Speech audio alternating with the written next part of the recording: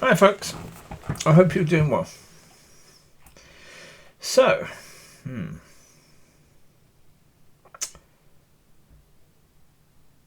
the words in red. Yes, I would urge anyone who is serious about their relationship with God to focus primarily on the words in red, the words spoken by the Son of God. Because those words are so much more important than any other word. Absolutely any other word in the Word of God. Especially in the New Testament, because, again, understand the New Testament as it is.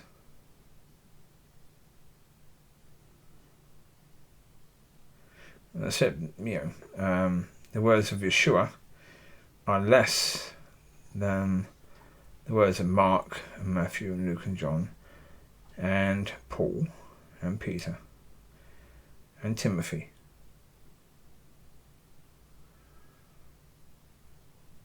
And so therefore, when the Lord spoke, he knew absolutely what was going to happen, because everything was understood before he came down, because heaven sees the big picture and understands what's coming as well as what has been and what is. So he understood all of that. He knew that his words would be minimized.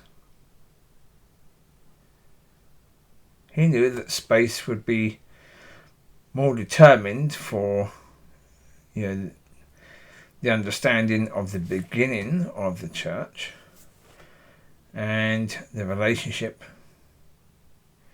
between churches and between Paul and the church and all of that. Because, again, we have Acts, and Acts is about the growth of the church and describing the growth of the church, the growth of this new church. That's what Acts is. But then you've got the letters to the churches, which is mainly, as I say, talking about the relationship between these individuals and the churches that they help to create and to maintain, and talking about the relationship of doing that.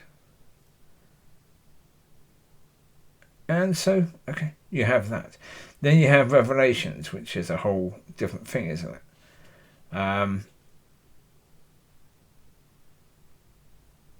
But the words in red are talking about who he is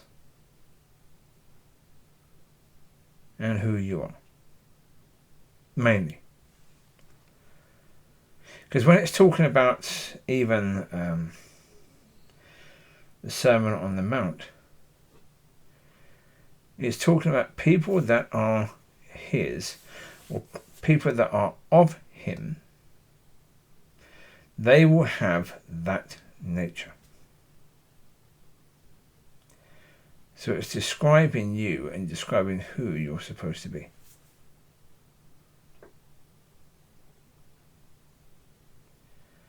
So focus primarily on the words in red, because it's far better for you to understand who Yeshua is and who you are than it is for you to understand who Paul or Peter or Timothy were. Because that's the point. Paul, Peter and Timothy are dead and gone. Their flesh is gone. It's dust. Their bones are dust. They are gone. They are a was, not a who. You are a who, and the Lord is a who. So therefore who he is the same. And who you are matters more than who the people were in the past.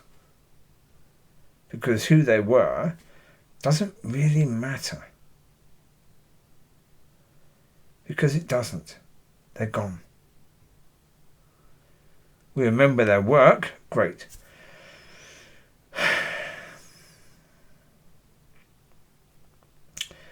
But the church has put too much emphasis on the letters to the churches. Way too much. And nowhere near enough emphasis on the words in red.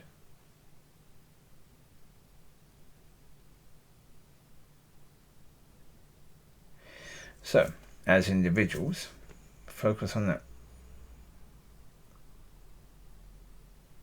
Get an understanding of that. And that is going to help you. That is going to help you to develop and grow. And look at that. Little terrible. One in the belly rub. Laying down for a belly rub. Look at that. Little pup. Yes. Laying down on walkies for a belly rub. Oh dear. I say all these dogs and their different personalities. Yeah. The family that was stolen. Indeed. Well, there you go. It's what God wanted. So, yeah. But no, as I say, focus on the words in red. The words in red are what matters far more than anything else. There's little Covey.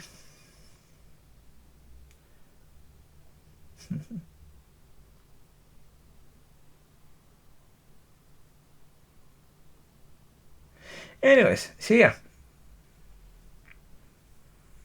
If you want to grow in relationship with God, then learn who you are and learn who God is.